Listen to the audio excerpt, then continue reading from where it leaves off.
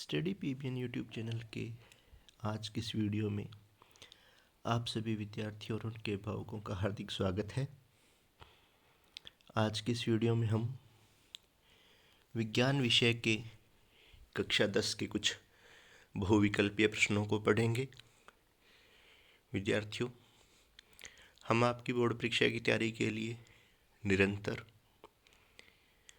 हिंदी, गणित, सामाजिक और विज्ञान विषय के बहुविकल्पीय और छोटे प्रश्न आपके सामने लेकर आते रहे हैं और लाते रहेंगे। आप इन प्रश्नों को देखकर अपनी तैयारी करते रहें, साथ ही अपनी बुक्स से अन्य प्रश्नों की तैयारी भी करें। आइए चलते हैं, शुरू करें आज का ये वीडियो। आज के इस वीडियो में जो पहला प्रश्न है विज्ञान विषय का, वो है प्रकाश संचरित होता है। इसके लिए ऑप्शन है ए किरण के रूप में, ब तरंग के रूप में, स दोनों, और ऑप्शन द है इनमें से कोई नहीं। दूसरा प्रश्न, प्रकाश के परावर्तन की घटना में यदि आपतन कोण का मान 40 डिग्री हो तो परावर्तन कोण का मान होगा। इसके जो ऑप्शन है ए 30 डिग्री, ब 40 डिग्री, स 50 डिग्री और द 90 डिग्री। तीसरा प्रश्न, अवतल दर्पण का उपयोग होता है। अवतल दर्पण का उपयोग किस में होता है? ऑप्शन ए सेविंग दर्पण में, जो नाइयों के पास होता है, हेयर ड्रेसर के पास, ब दंत चिकित्सा में, स वाहनों की हेडलाइट में, और ऑप्शन द है सभी। पांचवा जो प्रश्न है, 1 मीटर फोकस दूरी वाले उत्तल लेंस की क्षमता होती है। इसके जो ऑप्शन है ए 2D, ब 3D, ऑप्शन से है -1D और ऑप्शन द 1D। इसके बाद जो पांचवा प्रश्न है, स्नेल का नियम संबंधित है। इसका ऑप्शन ए है प्रकाश के परावर्तन से, दूसरा है प्रकाश के अपवर्तन से, तीसरा है दोनों, और चौथा ऑप्शन है प्रकीर्णन से। इन प्रश्नों के उत्तर आप अपनी नोटबुक में लगा लें। उसके बाद जानते हैं इन प्रश्नों के उत्तर। पहले प्रश्न का उत्तर था प्रकाश संचरित होता है दोनों रूप में, किरण के रूप में भी और तरंग के रूप में भी, तो ऑप्शन से इसका सही जवाब है। दूसरे प्रश्न में आपतन कोण का मान 40 डिग्री था, तो परावर्तन कोण है उसका मान भी 40 डिग्री ही होगा। हमने ये स्नेल के नियम में पढ़ा है। तीसरा प्रश्न, अवतल दर्पण का उपयोग होता है जो सभी काम बताए गए हैं, सेविंग दर्पण में भी होता है, दंत चिकित्सा में भी, वाहनों की हेडलाइट में, और इन तीनों ही कामों में ये होता है, तो ऑप्शन द इसका सही जवाब था। चौथे प्रश्न में 1 मीटर फोकस दूरी वाले लेंस की क्षमता पूछी गई थी, तो हम जानते हैं जो सूत्र है P = 1/f, जो लेंस की क्षमता है P = 1 और f फोकस दूरी का मान है 1 मीटर। इसे जब हल करेंगे तो 1D मतलब एक डायप्टर उत्तर होगा ऑप्शन डी, एक डायप्टर। स्नेल का नियम, स्नेल के नियम में प्रकाश के परावर्तन और अपवर्तन दोनों से ही संबंधित है। इसमें हमने पढ़ा होता है कि आपतन कोण और परावर्तन कोण का मान बराबर होता है, तो ऑप्शन से इसका सही जवाब है। ये 5 प्रश्न तो हमने प्रकाश से संबंधित पाठ वाले पढ़े थे। अब हम कुछ और प्रश्न भी इसमें पढ़ेंगे, तो जानते हैं क्या है छठा प्रश्न। छठा प्रश्न है विद्युत धारा का मात्रक है। विद्युत धारा, विद्युत विभवांतर, इनसे संबंधित प्रश्न हम देख रहे हैं।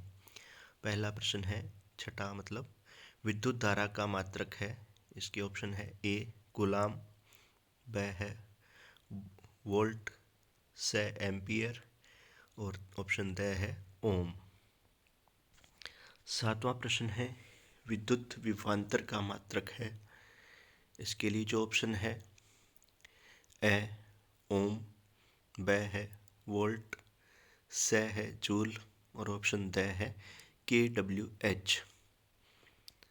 आठवां प्रश्न है एक kWh को व्यक्त किया जाता है। इसके जो ऑप्शन है ए 3.6 गुणा 10⁵ जूल, ऑप्शन ब है 3.6 गुणा 10⁵7 जूल, स है 3.6 गुणा 10⁴ जूल और ऑप्शन त है 3.6 गुणा 10⁶ जूल। नौवां जो प्रश्न है ओम मात्रक है। निम्न में से किसका मात्रक ओम है ये बताना है। इसके ऑप्शन ए कार्य का, ब ऊर्जा का, स प्रतिरोध का और द है समय का। आप इनके उत्तर लिखते जाएं अपनी कॉपी में। 10वां जो प्रश्न है एमीटर को विद्युत परिपथ में किस क्रम में जोड़ा जाता है। एमीटर को विद्युत परिपथ में किस क्रम में जोड़ा जाता है। इसके जो ऑप्शन है ए श्रेणी क्रम में, ब समांतर क्रम में, स दोनों में और द किसी में नहीं। आपने इन प्रश्नों के उत्तर अपनी कॉपी में लिख लेने हैं और जब हम इनके आंसर मिलाएंगे तो आप इन्हें मिलाने कर लें और हमें कमेंट करके बताएं कि कितने जो आपके उत्तर है वो सही हो रहे हैं। तो अब चलते हैं इन 6 से 10 तक के प्रश्नों के उत्तर को जानने के लिए। छठा प्रश्न था विद्युत धारा का मात्रक और विद्युत धारा का मात्रक होता है एम्पियर। ऑप्शन से इसका सही जवाब है। सातवां विद्युत विभवांतर का मात्रक। विद्युत विभवांतर का मात्रक होता है वोल्ट। ऑप्शन ब जो है वो इसका सही जवाब है। आठवें प्रश्न में पूछा गया था 1 kWh 1 किलोवाट घंटा। kWh का मतलब किलोवाट घंटा को व्यक्त किया जाता है 3.6 गुणा 10⁶ जूल। ऑप्शन द इसका सही जवाब था। नौवां प्रश्न जो था ओम मात्रक है। इसका सही जवाब है ऑप्शन स प्रतिरोध का। प्रतिरोध का जो मात्रक है वो ओम कहलाता है। कार्य का मात्रक आपको पता है जूल होता है। ऊर्जा का मात्रक वाट या किलोवाट।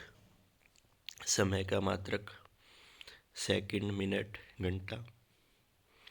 तो ओम जो मात्रक है वो प्रतिरोध का है। ऑप्शन से इसका सही जवाब था। 10वें प्रश्न में एमीटर को विद्युत परिपथ में किस क्रम में जोड़ा जाता है। तो विद्यार्थियों एमीटर को विद्युत परिपथ में श्रेणी क्रम में जोड़ा जाता है। ऑप्शन ए इसका सही जवाब है। उम्मीद है कि आपको ये प्रश्न पसंद आए होंगे, ये पूरा वीडियो आपको पसंद आया होगा। आप इन प्रश्नों का अभ्यास करते रहें, छोटे प्रश्नों का, और साथ में बड़े प्रश्नों का अभ्यास भी करते रहें। आने वाले समय में कुछ बड़े प्रश्नों पर आधारित वीडियो भी आपके सामने आएंगे। तब तक आप निरंतर अपना अध्ययन जारी रखें। इस चैनल पर आप लगातार जुड़े रहें। इसे सब्सक्राइब कर लें यदि अभी तक आपने नहीं किया है। जो वीडियो जिन पर आते हैं उसे आप लाइक कीजिए, अपने दोस्तों के साथ शेयर कीजिए और अच्छी चीज़ें देखते रहें, ज्ञान का संग्रह करते रहें। क्योंकि ज्ञान हम जो इकट्ठा करेंगे वो लगातार अपने साथ बना रहेगा, आने वाले जीवन में हमें वो लाभकारी होगा।